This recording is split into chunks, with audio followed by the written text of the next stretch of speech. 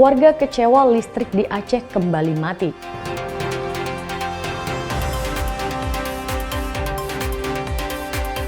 Bupati Tapanuli Selatan siapkan sekolah darurat.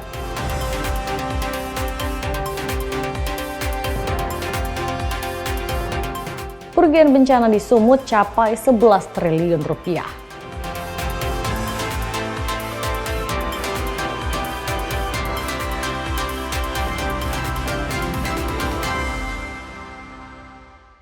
Halo, selamat pagi saudara. Kompas Pagi hari ini hadir dengan beragam informasi penting dan menarik dari Sumatera bagian utara. Selain 3 sorotan tadi, sejumlah informasi lain akan kami sajikan dalam Kompas Pagi. Bersama saya Risa Rizkyanti, inilah Kompas Pagi selengkapnya di Kompas TV, independen terpercaya.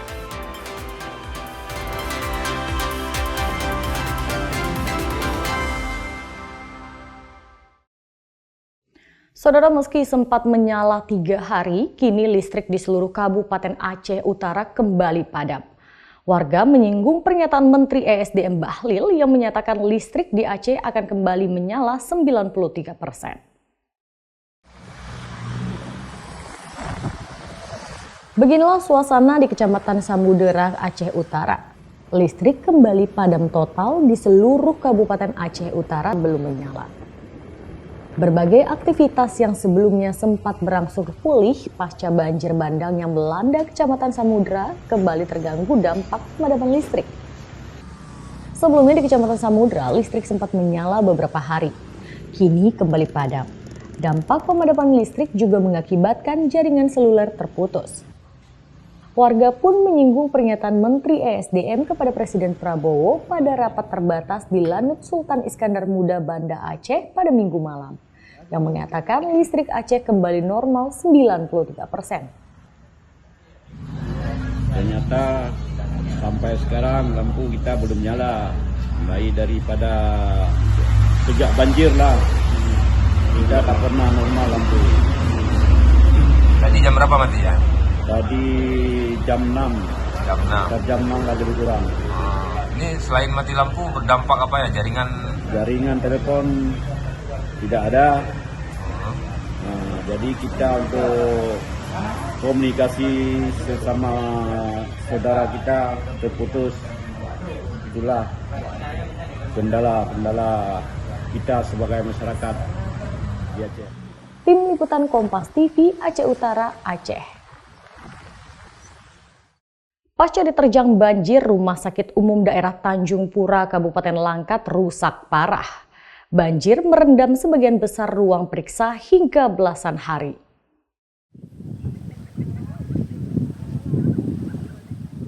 Inilah kondisi Rumah Sakit Umum Daerah Tanjung Pura, Kabupaten Langkat, Sumatera Utara. Hingga hari ini di halaman depan rumah sakit masih digenangi air setinggi 20 hingga 40 cm. Sementara itu di bagian gedung poliklinik tempat pemeriksaan kesehatan, kondisinya cukup memprihatinkan. Sejumlah alat-alat pemeriksaan kesehatan yang terendam banjir terlihat dikeluarkan dari ruang periksa untuk dibersihkan. Petugas kebersihan pun masih bekerja membersihkan beberapa kursi dan meja pelayanan yang sudah terendam air beberapa hari. Zainal, petugas keamanan rumah sakit, mengatakan banjir mulai terjadi pada hari Rabu malam. Air dengan cepat masuk dan merendam alat-alat kesehatan. Akibatnya sejumlah pasien dialihkan dan dibawa ke rumah sakit lain. Awal kejadian itu pada hari Rabu malam Kamis. Pada saat itu memang hujan deras ya Bang ya. Pada saat itu ini memang masih belum kena. Yang kena itu masih ruangan teratai, ruangan pelamboyan gitu.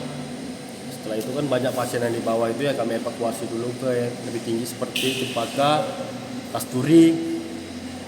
Ya itulah Bang, sampai menunggu apa rupanya airnya kan terus menaik. Jadi udah berapa hari nih Bang terendam?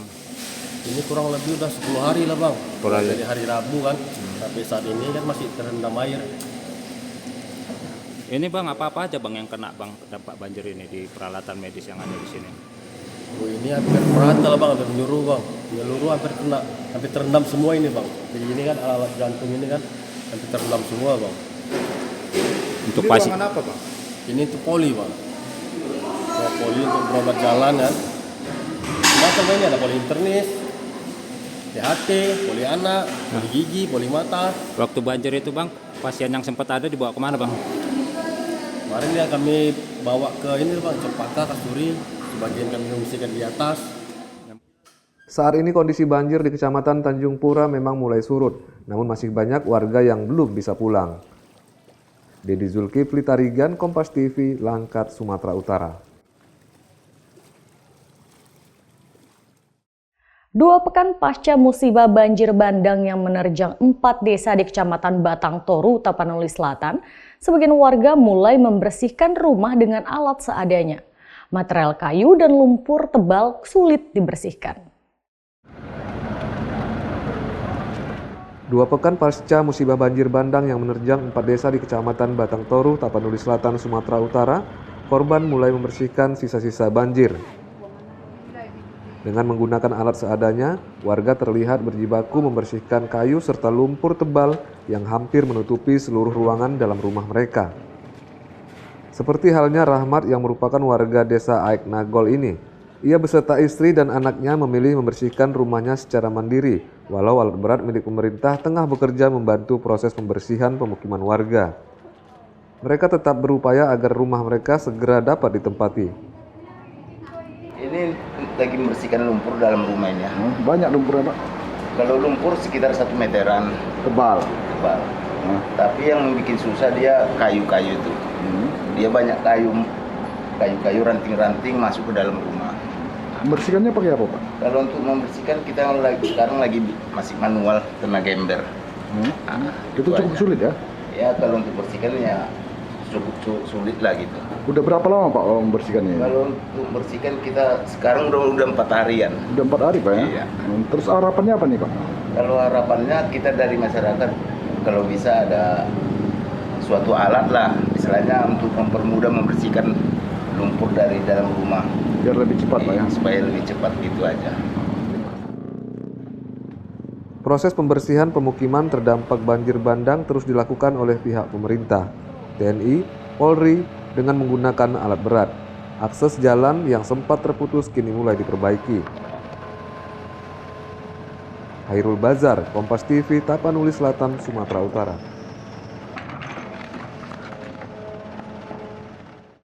10 unit rumah hancur, 3 orang meninggal dunia dan 2 orang masih hilang akibat bencana longsor di Desa Naga Timbul, Kecamatan Sitahuis, Kabupaten Tapanuli Tengah. Kini desa mereka masih terisolasi dan kekurangan bantuan.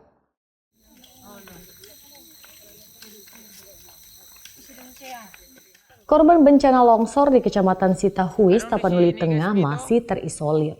Sudah 11 hari akses jalan mereka tertutup sehingga menyebabkan penyaluran bantuan tidak menjangkau desa mereka. Akibat longsor pada Selasa siang pekan lalu, 10 rumah hancur, 3 orang meninggal dunia serta 2 orang masih hilang. Mereka membangun 2 posko untuk tempat pengungsian. Untuk memenuhi kebutuhan bahan pokok, mereka harus berjalan kaki menuju Tapanuli Utara di Kecamatan Adian Kote. Tidak hanya desa Naga Timbul, puluhan desa di Kecamatan Sitahuis, Tapanuli Tengah masih terisolir. Puluhan korban jiwa diduga masih tertimbun, belum dievakuasi karena kurangnya peralatan. Kampung kami ini sudah terisolir. Kami harus menjemput bahan pangan dari desa Pasingkaman, Tapanuli Utara, karena kebetulan daerah kami adalah perbatasan Tapanuli Tengah sama Tapanuli Utara dengan berjalan kaki sekitar 6 km, Pak. Puluhan titik longsor telah menutup akses ke Tapanuli Tengah. Proses pembersihan badan jalan juga terus dilakukan.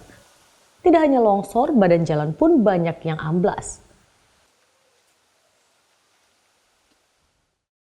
Pasca bencana yang melanda 4 desa di Kecamatan Tapanuli Selatan, Sumatera Utara, para pengungsi mulai diserang berbagai penyakit. Mulai dari infeksi saluran pernafasan akut dan gatal-gatal mendominasi penyakit pengungsi. 13 hari pasca musibah banjir bandang yang menerjang 4 desa di Kecamatan Batang Toru, Tapanuli Selatan, Sumatera Utara, warga di pengungsian mulai terserang penyakit. Seperti halnya pengungsi yang berada di posko Batu Hula ini, terdapat 1.365 pengungsi termasuk anak-anak yang kini menempati lokasi ini setelah rumah mereka hanyut tersapu banjir bandang. Kondisi pengungsian yang sesak dan terbuka membuat pengungsi terlebih anak-anak rentan terserang penyakit. Posko kesehatan yang berada di pengungsian mencatat penyakit infeksi saluran pernafasan akut, gatal-gatal dan luka pada bagian tubuh pasca banjir bandang mendominasi keluhan para pengungsi. Menurut Mayor Ari Nasir, sanitasi yang buruk pasca banjir membuat para pengungsi terlebih anak-anak lebih rentan terserang penyakit.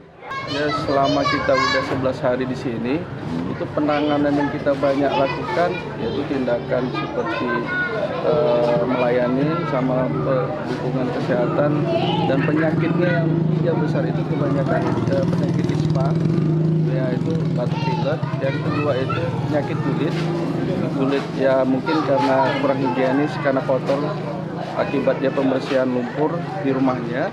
Kemudian yang ketiga itu penyakit lecet-lecet di sekitar kulitnya itu, yaitu yang kita lakukan tindakan perawatan pada luka-luka. Kini ratusan warga dari 4 desa di wilayah Batang Toru yang terdampak musibah banjir bandang kini tinggal di posko-posko pengungsian. Pembersihan wilayah terdampak terus dilakukan dan akses yang sempat terputus kini mulai diperbaiki. Hairul Bazar, Kompas TV, Tapanuli Selatan, Sumatera Utara. Rombongan truk TNI dan ambulan yang ditumpangi tenaga medis dari Kodam Iskandar Muda dan Ikatan Dokter Indonesia atau IDI di Kabupaten Gaya Luwes tersangkut saat melewati titik longsor di jalan akses Desa Pasir, Kecamatan Trangon, Kabupaten Gaya Luwes. Saudara, di belakang saya ada rombongan truk TNI yang nyangkut di jalur akses menuju Desa Pasir. 2 truk TNI dan 1 ambulans yang ditumpangi tenaga medis dari Kodam Iskandar Muda dan Ikatan Dokter Indonesia Kabupaten Gaya Luwes tersangkut di titik longsor di jalan akses menuju Desa Pasir, Kecamatan Trangon, Gaya Luwes. Akibatnya kendaraan relawan dari Aceh Barat yang membawa logistik untuk bantuan korban banjir yang mengikuti di belakang ikut-ikutan tertahan sekitar 1 jam. Kondisi jalan lintasan darurat pasca longsor ini semakin licin dan berlumpur setelah truk TNI ini terjebak, tak dapat lagi mundur atau maju saat didorong oleh personel TNI. Namun setelah mobil relawan yang membawa logistik untuk korban banjir diberi jalan untuk mendahului berhasil melewati, truk TNI yang sebelum terjebak berhasil ditarik keluar dari lokasi lumpur. Sebelumnya tim medis dari Kodam Iskandar Muda dan Ikatan Dokter Indonesia Gaya Luwes ini baru saja keluar dari Desa Pasir melakukan pengobatan dan penyaluran bantuan logistik kepada korban banjir dan longsor yang masih bertahan di lokasi.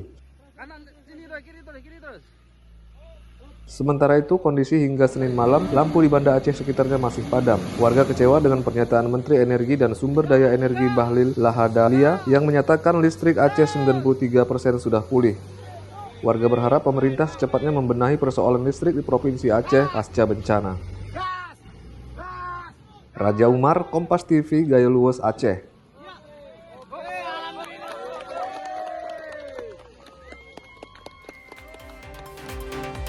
Pemerintah daerah siapkan sekolah darurat, saksikan usai jeda.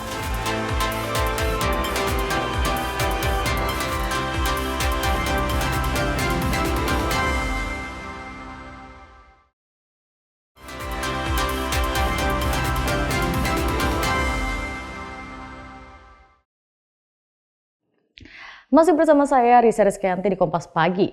Saudara, pasca banjir bandang di Kabupaten Tapanuli Selatan, pemerintah daerah setempat menyiapkan sekolah darurat pelajar yang terdampak bencana di Kecamatan Batang Toru.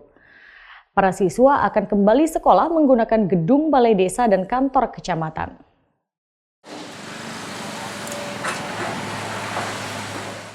Bencana banjir bandang di Kecamatan Batang Toru yang terjadi pada hari Selasa 25 November lalu membuat sejumlah sekolah di 5 desa yang terdampak banjir rusak hingga rata dengan tanah, sehingga gedung sekolah tidak dapat digunakan untuk proses belajar mengajar. Seperti bangunan sekolah dasar yang berada di Desa Huta Godang ini, gedung sekolah terlihat tertimbun material lumpur. Banyaknya potongan kayu gelonggongan di lokasi sekolah, sedangkan bangunan sekolah yang berada di Desa Aik Garoga hanya menyisakan bangunan kamar mandi, sementara ruang kelas hanya menyisakan pondasi. Minggu siang, Bupati Tapanuli Selatan Gus Irawan Pasaribu mengatakan Pihaknya telah menyiapkan lokasi untuk dijadikan sebagai sekolah darurat untuk siswa-siswa yang menjadi korban banjir bandang ini. Nantinya pemerintah akan menggunakan fasilitas pemerintah seperti balai desa, kantor camat, dan fasilitas lainnya untuk proses belajar mengajar, mengingat sejumlah siswa-siswi akan mengikuti ujian semester pada pekan depan. Kita udah persiapkan karena kita tahu minggu depan ini sudah anak-anak ujian. Kita sudah kondisikan di mana fasilitas sekolahnya yang kemudian tidak layak untuk ujian, itu nanti kita tempatkan di gedung yang ada di desa di tempat itu, apakah itu balai desa atau kantor kecamatan atau apapun lah yang masih ada yang bisa kemudian dilakukan untuk kegiatan ujian itu. Tapi sudah kita kondisikan, sekarang lagi diinventarisasi di tempat mana yang tidak bisa dan kemudian digantikan ke tempat mana. Alternatifnya tadi ya kantor-kantor pemerintahan maupun kemudian kantor-kantor mitra-mitra kalau yang ada di tempat itu. Pemerintah Kabupaten Tapanuli Selatan mencatat ada 23 bangunan sekolah di seluruh Kabupaten Tapanuli Selatan yang mengalami kerusakan akibat bencana alam tanah longsor dan banjir yang terjadi beberapa waktu lalu. Salah satunya adalah di Kecamatan Batang Toru, Kabupaten Tapanuli Selatan, Sumatera Utara. Hairul Bazar, Kompas TV, Tapanuli Selatan, Sumatera Utara. Kebagian warga Desa Mardame di Tapanuli Tengah tak terbendung ketika helikopter membawa bantuan bisa mendarat di desanya setelah 14 hari terisolasi tanpa adanya bantuan. Warga Desa Mardame, Kabupaten Tapanuli Tengah bersorak-sorai ketika heli tiba di desanya. Tak sedikit warga yang menitikan air mata karena akhirnya bantuan datang ke desa mereka.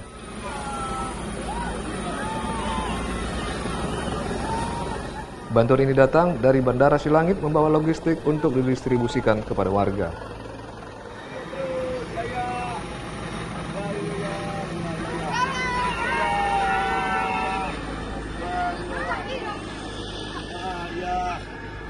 Baru mendarat.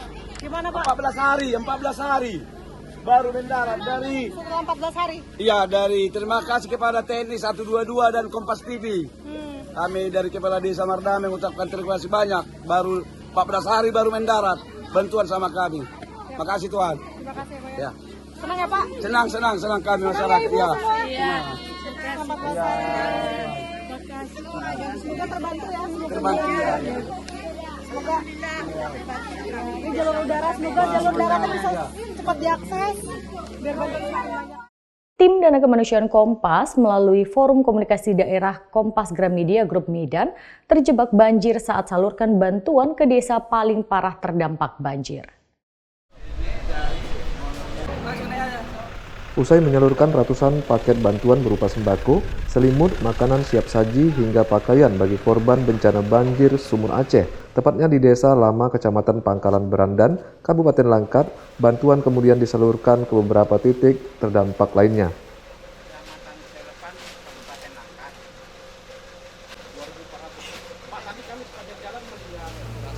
Saat tim Dana Kemanusiaan Kompas memasuki titik kedua di Desa Pepubuhan, Kecamatan Tanjung Pura, Kabupaten Langkat, tim terjebak banjir yang cukup parah hingga 1 meter lebih.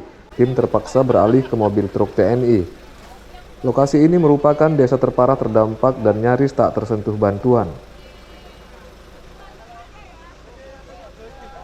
Tim dari Kompas Gramedia Group kemudian berbalik arah dan bantuan terpaksa disalurkan di desa terdekat untuk kemudian dibagikan ke lokasi paling parah tersebut.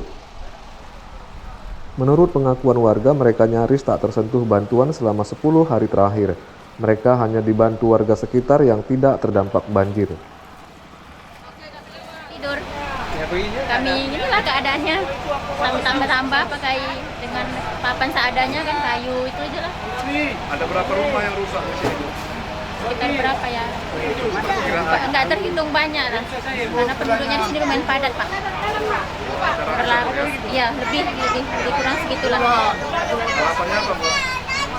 Harapannya ke depannya semoga media Kompas ya terutama ya semakin sukses dan semakin jaya, dan terima kasih banyak atas bantuannya, dan semoga pemerintah juga cepat dan sigap gitu menanggapi banjir seperti ini, karena kami bukan semua sini orang ada ya Pak ya. kami terlalu lama untuk dapat bantuan gitu. Terima kasih banyak kepada masyarakat setempat yang udah cepat untuk menanggapi ini semua. Bantuan ini disalurkan menggunakan 2 truk TNI Angkatan Darat dan 3 mobil minibus untuk menyalurkan bantuan ke daerah paling terdampak yang nyaris tak menerima bantuan. Sementara itu, pemimpin redaksi Tribun Medan Iin Solihin mengatakan bantuan ini merupakan dana kemanusiaan Kompas untuk membantu korban banjir. Bantuan disalurkan melalui Forum Komunikasi Daerah atau FKD Kompas Gramedia Sumatera Utara ke lokasi terdampak yang paling parah. Sama teman-teman menyampaikan bantuan di desa Kecamatan Lepan, Desa Lama. Ini hasil dari penggalangan dana kemanusiaan dari Kompas. Jadi kami turun bersama, ada teman-teman dari Kompas Gramedia, FKD Sumatera Utara, khususnya kami sampaikan ke kepala desa untuk kemudian nanti disalurkan kepada masyarakat. Bentuk bantuannya ada beras, ada minyak, ada air mineral, ada pakaian, dan ada selimut. Ini untuk masyarakat yang terdampak. Ada sekitar 2.600 jiwa yang terdampak hari ini di Desa Lama, dan mereka juga mengalami kesulitan karena hampir 1.508 hektar sawah mereka juga terdampak hari ini. Nah, mudah-mudahan dana kemanusiaan Kompas ini bisa sedikit meringankan beban masyarakat di Sumatera Utara, khususnya di Kabupaten Langkat. Sebelumnya, bantuan titik pertama disalurkan di Desa Lama, Kecamatan Pangkalan Brandan, Kabupaten Langkat, Sumatera Utara. Di lokasi ini sebanyak 2.400 rumah warga terendam hingga 2 meter serta ratusan hektar padi gagal panen. Bantuan yang sama juga akan disalurkan ke lokasi terdampak banjir bandang di Aceh Tamiang. Tim Liputan Kompas TV, Langkat, Sumatera Utara.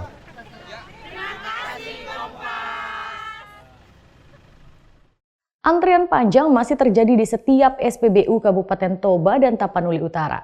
Pertamina mengaku stok tersedia, namun hingga kini krisis BBM belum bisa tertuntaskan. Pertamina dinilai belum mampu mengatasi krisis BBM semenjak terjadinya bencana longsor dan banjir yang melanda Sumatera Utara. Kelangkaan BBM masih terjadi di Kabupaten Tapanuli Utara dan Kabupaten Toba. Antrian panjang masih terjadi di setiap SPBU. Kegiatan masyarakat terhambat. Begitu juga dengan proses penanggulangan bencana di Tapanuli Utara. Pantauan tim Liputan Kompas TV, Minggu siang di SPBU Laguboti, Kabupaten Toba, antrian panjang menyebabkan kemacetan lalu lintas sepanjang 2 km. Kemacetan terjadi di jalan lintas Sumatera baik dari arah Kota Medan menuju Tarutung, begitu juga sebaliknya. Padahal akses jalan dari Kota Medan menuju Tapanuli Utara tidak terhalang longsor. Salah seorang warga, Robinson Hutajulu, mengaku kelangkaan BBM sudah terjadi 1 pekan terakhir. Robinson mengaku sudah antri selama 4 jam. Berapa lama antrinya, Pak? Sudah 4 jam. 4 jam? Iya. Sejak kapan ini, Pak? Sudah seminggu. Seminggu? Mulai sejak bencana alam itu. Iya, padahal bisa dari Medan ke Tarutung atau ke Toba ini nggak ada jalan yang longsor kan, Pak? Ya, dari Sibolga ke sini, iya. Oh, tapi dari Medan lancar harusnya untuk pengirimannya. Iya, dari Belawan ke sini. Saya mengharapkan kepada Pertamina agar minyak ini lancar di masyarakat. Soalnya ini kebutuhan masyarakat ini. Ya, macet. Dua arah ya? Mengganggu perekonomian masyarakat. Nah, soalnya kebutuhan ini kan soal transportasi. Itu kan BBM paling utama. Ini Bapak usaha apa sampai terhalang? Apa usahanya, Pak? Usaha saya bagian beras badi. Ya. Jadi gimana akibat ini? Badi dari sawah. Ya. Akibat ini jadi terhalang itu, Pak? Terhalang lah. Sebelumnya Pertamina menyatakan ketersediaan stok BBM aman. Namun daerah terdampak bencana malah krisis BBM yang mempersulit penyaluran bantuan. Roganda Malau, Kompas TV, Toba, Sumatera Utara. Khawatir dengan kondisi orang tua di kota Sibolga yang masih terisolasi, Septiana Huta Barat nekat berjalan kaki dari kota Tarutung, melewati lumpur dan hutan selama 3 hari. Pasca bencana longsor dan banjir di Sumatera Utara, akses jalan masih terputus.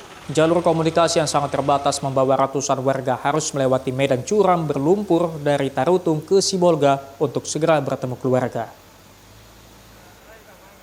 Warga Tarutung, Septiana, Huta Barat bersama puluhan pejalan lainnya melewati lumpur, mendaki bukit untuk segera berjumpa dengan keluarga. Hari Kamis pagi 26 November, Septiana berangkat dari Tarutung berbekal makanan seadanya. Terkadang mendapat makan saat melintas desa dan mendapat tumpangan untuk singgah bermalam. Terkadang menahan lapar sebelum tiba di desa berikutnya. Sebelum tiba di Sibolga, Septiana berjumpa dengan adiknya Desinta Huta Barat yang juga berjalan kaki dari Sibolga menuju Tarutung. Adiknya memastikan kedua orang tua dan abang mereka aman di rumah. Adiknya sudah menyiapkan stok makanan untuk persediaan beberapa hari. Mereka berdua akhirnya memutuskan melanjutkan perjalanan kembali ke Tarutung. 3 hari melewati hutan dan longsor, Minggu siang tadi mereka tiba di Kecamatan Adian Koting dengan tubuh kelelahan. Perjalanan dari hutan lah supaya cepat kan, kalau kayak gini kan, hari pertama kami jalan, udah lumayan ini, kemarin parah kali, gak tahu kayak mana, mau menangis dibilang gak bisa kita menangis. Oh iya?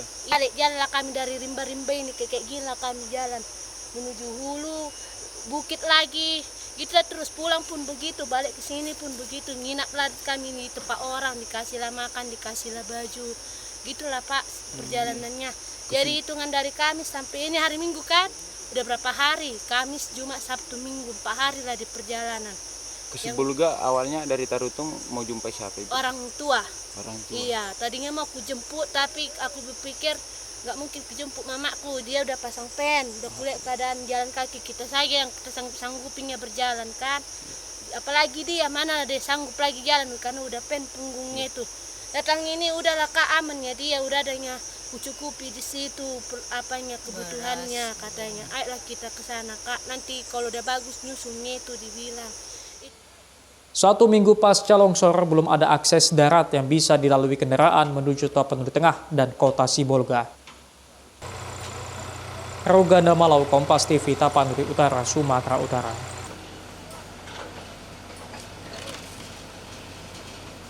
Petugas bersama warga membangun jembatan darurat penghubung Kabupaten Tapanuli Selatan dan Tapanuli Tengah.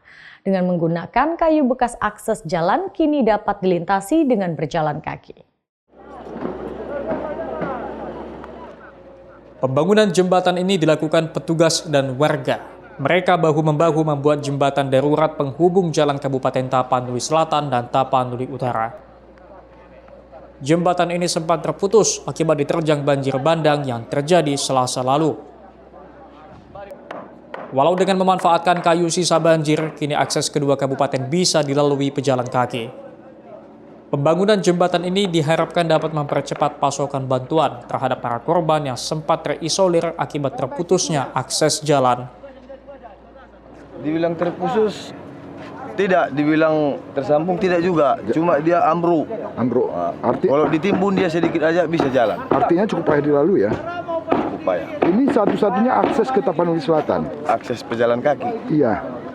Oke, artinya dengan akses ini Bang, kita bisa jenguk keluarga, melihat kabar keluarga, iya. Bahkan jemput obat-obatan ya? Iya, bahkan tadi aku mengantar mayat ke Sidimpuan.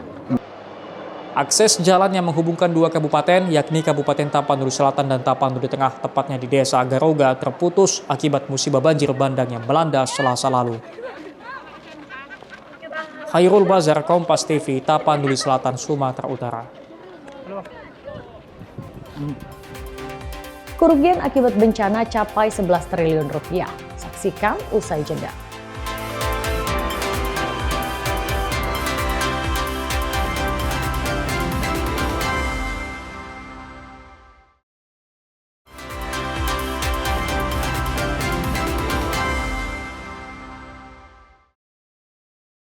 Anda kembali bersama Kompas Pagi, Saudara. Pasca bencana banjir bandang dan longsor di Sumatera Utara, Gubernur Sumatera Utara akan mempercepat penanganan. Estimasi kerugian mencapai 11 triliun rupiah. Usai rapat terbatas dengan Presiden Republik Indonesia Prabowo Subianto secara daring di posko tanggap bencana di Gedung Bakti Kuarda, Sumut kemarin, pemerintah Provinsi Sumatera Utara berupaya penuh mempercepat penanganan bencana di sejumlah kabupaten kota. Saat ini disebutkan masih ada 13 kecamatan yang masih terisolasi. Meski begitu, distribusi bantuan logistik dipastikan aman meski tidak melalui jalur darat. Adapun rincian sektor yang mengalami kerugian akibat bencana antara lain sektor infrastruktur jalan nasional 23 ruas dan 3 unit jembatan nasional, 25 ruas jalan, 5 unit jembatan provinsi. Sektor pertanian antara lain saluran irigasi, 26 titik tanggul, 38.000 hektar lebih lahan pertanian. Gagal panen seluas 5.700 hektar. Sektor perkebunan 28.300 hektar. Kerugian peternakan mencapai 161.000 ekor lebih.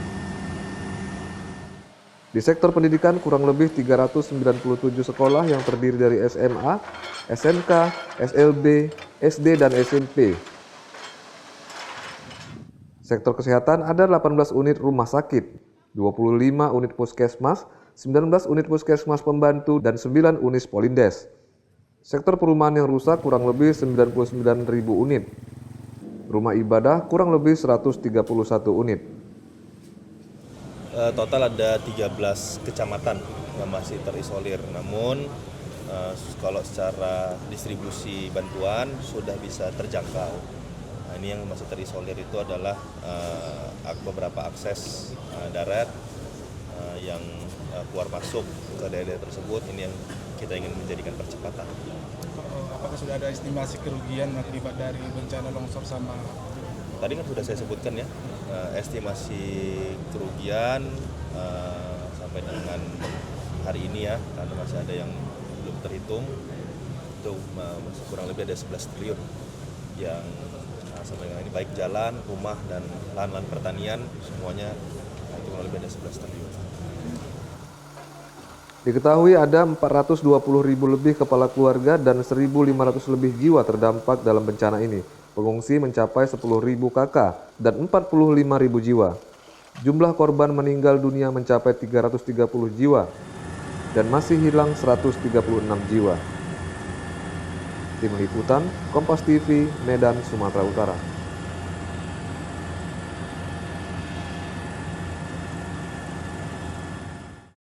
Dari informasi titik terisolasi, saudara, bantuan untuk korban banjir di Aceh Tamiang hingga kini masih mengandalkan pengiriman lewat jalur udara. Jurnalis Kompas TV Ferry Irawan ikut langsung dalam pengiriman bantuan ke daerah terisolasi menggunakan helikopter Polri. Saudara, saat ini saya berada di Bandara Internasional Kuala Namu yang ada di Kabupaten Deli Serdang, Sumatera Utara. Dan di belakang saya merupakan helikopter milik Kepolisian Negara Republik Indonesia yang hari ini rencananya akan kembali mengirimkan bantuan ke Kabupaten Aceh Tamiang, Provinsi Aceh. Dan saya diizinkan untuk ikut dalam proses pengiriman bantuan yang hari ini menargetkan daerah-daerah terisolir yang memang sejak kemarin sampai dengan hari ini masih minim sekali bantuan sampai di sana. Butuh waktu tempuh sekitar 30 menit untuk membawa bantuan dengan menggunakan helikopter AW169 milik Direktorat Polisi Udara Karpol Airut Barharkam Polri. Sejumlah bantuan berupa mie instan, air mineral, pakaian hingga obat-obatan setiap harinya dikirim dari posko di Bandara Kuala Namu menuju titik-titik yang sudah ditetapkan di kawasan Aceh Tamiang. Pengiriman bantuan melalui jalur udara menjadi salah satu yang cukup diandalkan karena dapat menjangkau kawasan-kawasan terisolir. Setidaknya setiap hari 2 helikopter terbang sekaligus menuju Aceh Tamiang dengan sasaran penyaluran bantuan terpisah. Yakni 1 helikopter mengirimkan bantuan ke posko di kantor Bupati Aceh Tamiang dan 1 helikopter lagi mengantar bantuan ke perkampungan yang masih terisolir. Proses pengiriman bantuan sendiri dilakukan dengan waktu yang singkat dengan menggunakan 2 opsi. Jika kondisi medan memungkinkan, maka helikopter akan mendarat dan bantuan akan diturunkan untuk diserahkan langsung. Namun jika medannya tidak memungkinkan, maka helikopter akan terbang rendah. Proses pengiriman bantuan lewat jalur udara sendiri juga memiliki kendala yang cukup berisiko. Cuaca yang tiba-tiba berubah menjadi tantangan tersendiri bagi tim pengirim bantuan. Jika mendadak terhalang hujan, maka pilot helikopter dituntut untuk segera mungkin merubah arah untuk menghindari hujan seperti yang siang tadi terjadi. Kapos Adius Tama Ops Polri di Sumut, Komisaris Besar Polisi Monang Simanjuntak bilang pihaknya mendahulukan makanan siap saji karena saat ini makanan siap saji termasuk yang paling dibutuhkan. Selain sekedar mengantarkan bantuan ke titik yang sudah ditentukan, tim pengirim bantuan melalui helikopter juga sekaligus memetakan titik-titik kawasan Aceh Tamiang yang belum tersentuh bantuan maupun titik yang terisolir. Di wilayah kantor Polres Tamiang maupun di kantor Bupati, serta di lokasi lain yang kita pantau, kita dapat info situasinya sulit terjangkau, namun situasinya dapat kita amankan untuk mendropping kepada masyarakat yang membutuhkan. Sehingga maksimal loading ke heli itu sendiri kita upayakan jam 7, jam 8 pagi sudah siap, sehingga jam 9 kita harapkan pagi-pagi itu sudah menuju ke lokasi masing-masing. Pak, ada kendala mungkin dari sisi cuaca begitu Pak? Nah itu, cuaca ini memang bulannya sering turun hujan, kemungkinan ada perubahan. Seperti pagi ini kita alami, rencana kita jam 7, jam 8 sudah berangkat, namun agak tertunda karena barusan hujan turun. Kemudian juga kita antisipasi terutama penerbangan sore, yang kita jadwalkan full dari pagi sampai sore. Kita utamakan sebelum jam 4 ataupun jam 3, paling lain kita sudah terbang, kemudian jam 4 kita upayakan sudah balik kanan ke Kuala Namu, Medan ini, supaya mengantisipasi cuaca gelap maupun hujan. Saudara, proses pengiriman bantuan baru saja selesai dilakukan, dan jika memungkinkan pengiriman bantuan ke Kabupaten Aceh Tamiang ini akan dilakukan 2-3 kali dalam setiap harinya. Namun tadi memang sempat terkendala cuaca yang tiba-tiba berubah hujan, sehingga sempat terjadi kendala dalam proses pengiriman bantuan untuk saudara-saudara kita yang ada di Kabupaten Aceh Tamiang, Provinsi Aceh. Pasca beredar video masyarakat di Tapanuli Tengah dan Sibolga melakukan penjarahan di toko-toko, pemerintah provinsi berupaya semaksimal mungkin agar langsung sampai ke desa-desa. Inilah video yang beredar di media sosial. Ratusan warga terlihat membongkar sejumlah minimarket serta mengambil barang-barang yang ada di dalamnya. Dalam narasi di video, lokasi disebutkan berada di Kecamatan Pandan, Kabupaten Tapanuli Tengah, dan Kota Sibolga. Di narasi juga dijelaskan penjarahan dilakukan karena belum dapatnya bantuan oleh pemerintah terhadap korban bencana longsor. Menanggapi hal tersebut, Wakil Gubernur Sumatera Utara Haji Surya mengatakan semoga peristiwa itu tidak terjadi lagi. Bantuan logistik untuk korban bencana longsor dan banjir bandang disebutkan cukup banyak. Namun, pendistribusian ke lokasi terdampak bencana masih terkendala, mengingat akses ke lokasi masih tertutup material longsor. Surya juga menambahkan, tim pengangkut bantuan harus memutar jauh melalui Aceh agar pendistribusian bisa dilakukan. Maka kita dari Sumatera Utara itu mengambil jalur arah ke Subuh Salam, ya. Dan sekarang kalau nggak salah menurut informasi sudah arah ke Sorkam, ya. Jadi kalau dari yang normal udah nggak bisa. Hingga hari Minggu kemarin, bantuan logistik makanan telah diberikan pada korban di lokasi bencana. Bantuan tersebut langsung di-dropping dari udara menggunakan helikopter. Dedi Rizky Ginting, Kompas TV, Medan, Sumatera Utara. Nelayan di Provinsi Aceh masih banyak yang belum terdaftar sebagai peserta BPJS Ketenagakerjaan. Faktor biaya menjadi kendala utama, sehingga nelayan berharap pemerintah memberikan subsidi. Berdasarkan data Yayasan Panglima Laut Aceh, belum seluruhnya nelayan memiliki fasilitas program BPJS Ketenagakerjaan. Selama ini nelayan khususnya daerah Aceh Besar dan Banda Aceh yang mengikuti program BPJS Ketenagakerjaan secara mandiri, yaitu membayar premi senilai Rp16.800 per orang. Teruntuk anak buah kapal, biasanya mereka didaftarkan oleh pemilik kapal ataupun pemodal. Saya melihat banyak yang pribadi, jadi masing-masing nelayan itu ada iuran yang dibayarkan setiap bulan, ada juga dengan sistem kita ada toki bangku yang menjamin ya, membayar bulanan, memotong, karena ini nelayan kita ini kan bergantung pada musim, pada alam ya. Jadi melaut itu kalau sudah musim angin biasanya kita nggak ada pilihan selain melaut. Jadi kadang ada musibah juga. Jadi dengan adanya BPJS ini akan sangat membantu sekali. Rumah nelayan kita kadang-kadang hanyut dan sebagainya. Dan itu sekarang sudah berjalan.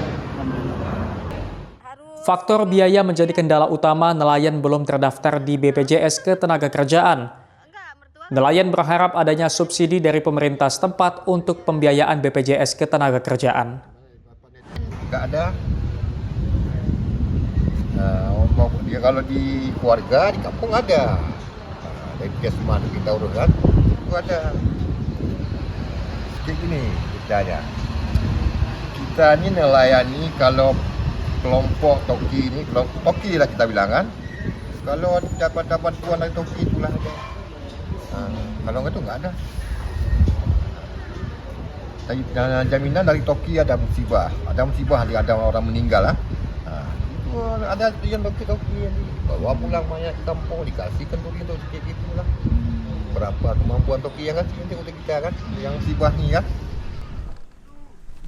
Bagi nelayan yang telah terdaftar sebagai peserta akan memiliki banyak manfaat, mulai dari perlindungan kecelakaan kerja, santunan kematian, hingga jaminan hari tua.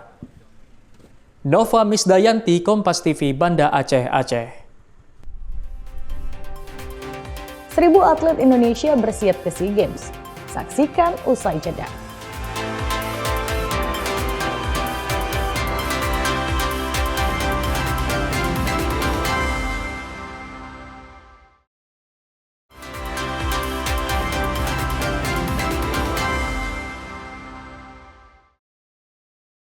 Masih bersama saya, Risa Rizkyanti dalam Kompas Pagi. 1000 lebih atlet Indonesia yang akan berjuang di SEA Games 2025 resmi dikukuhkan Presiden NOC Indonesia, Raja Septa Oktahari di Jakarta. 80 medali emas jadi target utama kontingen yang dipimpin Bayu Joko Sutono di negeri Gajah Putih. Presiden NOC Indonesia Raja Sabta Oktohari didampingi Menpora Erick Thohir mengukuhkan atlet SEA Games secara simbolik Jumat siang di Jakarta. 1021 atlet akan turun di 49 cabang olahraga. Dari yang semula 996 atlet, penambahan terjadi di detik akhir dengan memberangkatkan atlet anggar, atletik, dan balap sepeda. Menpora Erick kembali menegaskan 80 medali emas jadi bidikan kontingen. Target ini sudah melalui kajian komprehensif dan merupakan jumlah maksimal di tengah efisiensi anggaran. Dan mengirimkan atlet sebanyak-banyaknya untuk meraih medali sebanyak-banyaknya itu. Nah, 80 emas itu ya target. Tapi apakah kita berpuas diri dengan 80 emas atau dengan perak? Enggak, kan kita mau lihat yang terbaik. Jadi jangan dibalik paradigmanya. Justru kita memberikan yang terbaik, kita berbuat yang terbaik untuk mendapatkan angka yang terbaik. Kalau untuk target saya optimis untuk mendapatkan medali emas. Persiapan untuk kami MMA itu sudah 1 tahun. Beruntungnya kami disupport full sama Pertacami. Usai dikukuhkan, kontingen bertolak menuju Istana Negara untuk dilepas secara simbolik oleh Presiden Prabowo Subianto. Upacara pembukaan rencananya akan digelar pada 9 Desember. Angga Nurizki, Bimo Wicaksana, Kompas TV, Jakarta.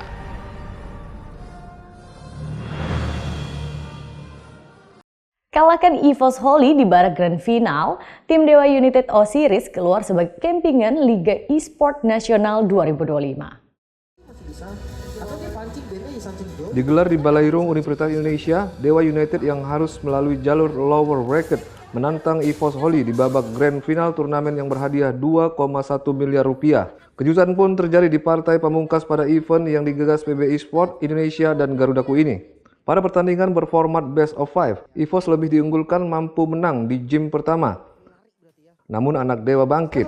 Usai samakan angka di game ketiga, Dewa memainkan hero gold lane bertipe di match untuk mendominasi sejak awal. Strategi berjalan sesuai rencana. Savage dari Muhammad Iqbal membawa Dewa menang 3-1.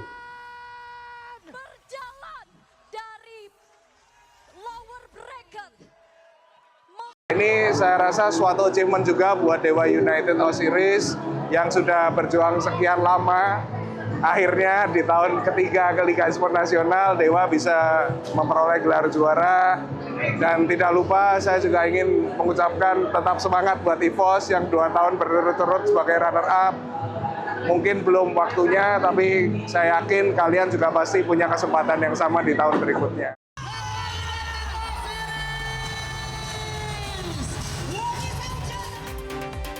Warga kecewa listrik di Aceh kembali mati.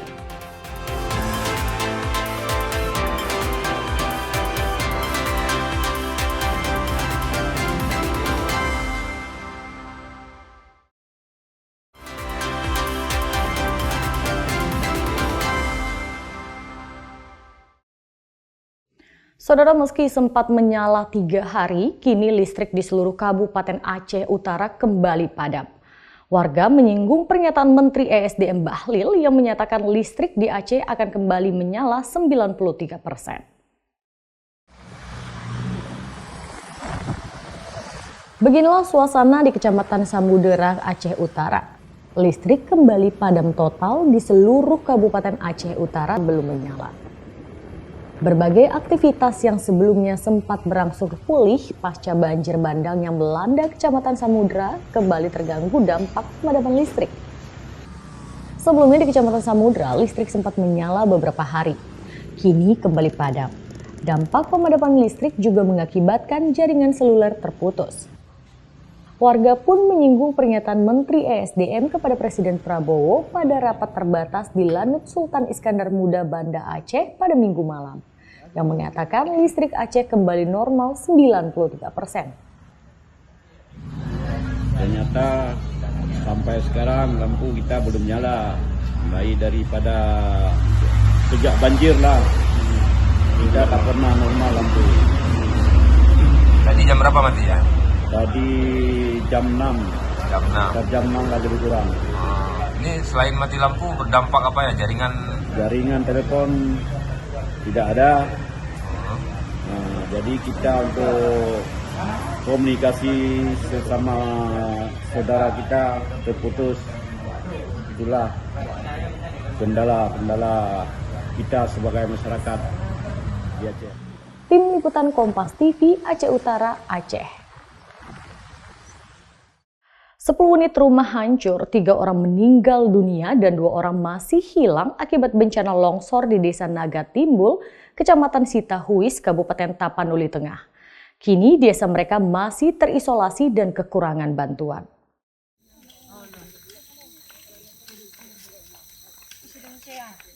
Korban bencana longsor di Kecamatan Sitahuis, Tapanuli Tengah masih terisolir. Sudah 11 hari akses jalan mereka tertutup sehingga menyebabkan penyaluran bantuan tidak menjangkau desa mereka. Akibat longsor pada Selasa siang pekan lalu, 10 rumah hancur, 3 orang meninggal dunia serta 2 orang masih hilang. Mereka membangun 2 posko untuk tempat pengungsian. Untuk memenuhi kebutuhan bahan pokok, mereka harus berjalan kaki menuju Tapanuli Utara di Kecamatan Adian Kote. Tidak hanya Desa Naga Timbul, puluhan desa di Kecamatan Sitahuis, Tapanuli Tengah masih terisolir. Puluhan korban jiwa diduga masih tertimbun, belum dievakuasi karena kurangnya peralatan. Kampung kami ini sudah terisolir. Kami harus menjemput bahan pangan dari Desa Pasingkaman, Tapanuli Utara, karena kebetulan daerah kami adalah perbatasan Tapanuli Tengah sama Tapanuli Utara dengan berjalan kaki sekitar 6 km, Pak. Puluhan titik longsor telah menutup akses ke Tapanuli Tengah. Proses pembersihan badan jalan juga terus dilakukan. Tidak hanya longsor, badan jalan pun banyak yang amblas. Pasca bencana yang melanda 4 desa di Kecamatan Tapanuli Selatan, Sumatera Utara, para pengungsi mulai diserang berbagai penyakit. Mulai dari infeksi saluran pernafasan akut dan gatal-gatal mendominasi penyakit pengungsi. 13 hari pasca musibah banjir bandang yang menerjang 4 desa di Kecamatan Batang Toru, Tapanuli Selatan, Sumatera Utara, warga di pengungsian mulai terserang penyakit. Seperti halnya pengungsi yang berada di posko Batu Hula ini, terdapat 1.365 pengungsi termasuk anak-anak yang kini menempati lokasi ini setelah rumah mereka hanyut tersapu banjir bandang. Kondisi pengungsian yang sesak dan terbuka membuat pengungsi terlebih anak-anak rentan terserang penyakit. Posko kesehatan yang berada di pengungsian mencatat penyakit infeksi saluran pernafasan akut, gatal-gatal dan luka pada bagian tubuh pasca banjir bandang mendominasi keluhan para pengungsi. Menurut Mayor Ari Nasir, Sanitasi yang buruk pasca banjir membuat para pengungsi, terlebih anak-anak, lebih rentan terserang penyakit. Ya, selama kita udah 11 hari di sini, itu penanganan yang kita banyak lakukan yaitu tindakan seperti melayani sama dukungan kesehatan, dan penyakitnya yang besar itu kebanyakan penyakit ispa, yaitu batuk pilek. Yang kedua itu penyakit kulit ya, mungkin karena kurang higienis, karena kotor akibatnya pembersihan lumpur di rumahnya. Kemudian yang ketiga itu penyakit lecet-lecet di sekitar kulitnya itu, yaitu yang kita lakukan tindakan perawatan pada luka-luka. Kini ratusan warga dari 4 desa di wilayah Batang Toru yang terdampak musibah banjir bandang kini tinggal di posko-posko pengungsian.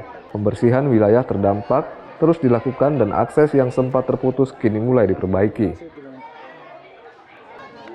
Hairul Bazar, Kompas TV, Tapanuli Selatan, Sumatera Utara. Rombongan truk TNI dan ambulan yang ditumpangi tenaga medis dari Kodam Iskandar Muda dan Ikatan Dokter Indonesia atau IDI di Kabupaten Gaya Luwes tersangkut saat melewati titik longsor di jalan akses Desa Pasir, Kecamatan Trangon, Kabupaten Gaya Luwes. Saudara, di belakang saya ada rombongan truk TNI yang nyangkut di jalur akses menuju Desa Pasir. 2 truk TNI dan 1 ambulans yang ditumpangi tenaga medis dari Kodam Iskandar Muda dan Ikatan Dokter Indonesia Kabupaten Gaya Luwes tersangkut di titik longsor di jalan akses menuju Desa Pasir, Kecamatan Trangon, Gaya Luwes. Akibatnya kendaraan relawan dari Aceh Barat yang membawa logistik untuk bantuan korban banjir yang mengikuti di belakang ikut-ikutan tertahan sekitar 1 jam. Kondisi jalan lintasan darurat pasca longsor ini semakin licin dan berlumpur setelah truk TNI ini terjebak, tak dapat lagi mundur atau maju saat didorong oleh personel TNI. Namun setelah mobil relawan yang membawa logistik untuk korban banjir diberi jalan untuk mendahului berhasil melewati, truk TNI yang sebelum terjebak berhasil ditarik keluar dari lokasi lumpur. Sebelumnya tim medis dari Kodam Iskandar Muda dan Ikatan Dokter Indonesia Gaya Luwes ini baru saja keluar dari Desa Pasir melakukan pengobatan dan penyaluran bantuan logistik kepada korban banjir dan longsor yang masih bertahan di lokasi. Sementara itu, kondisi hingga Senin malam, lampu di Banda Aceh sekitarnya masih padam. Warga kecewa dengan pernyataan Menteri Energi dan Sumber Daya Energi Bahlil Lahadalia yang menyatakan listrik Aceh 93% sudah pulih. Warga berharap pemerintah secepatnya membenahi persoalan listrik di Provinsi Aceh pasca bencana. Raja Umar, Kompas TV, Gaya Luwes, Aceh.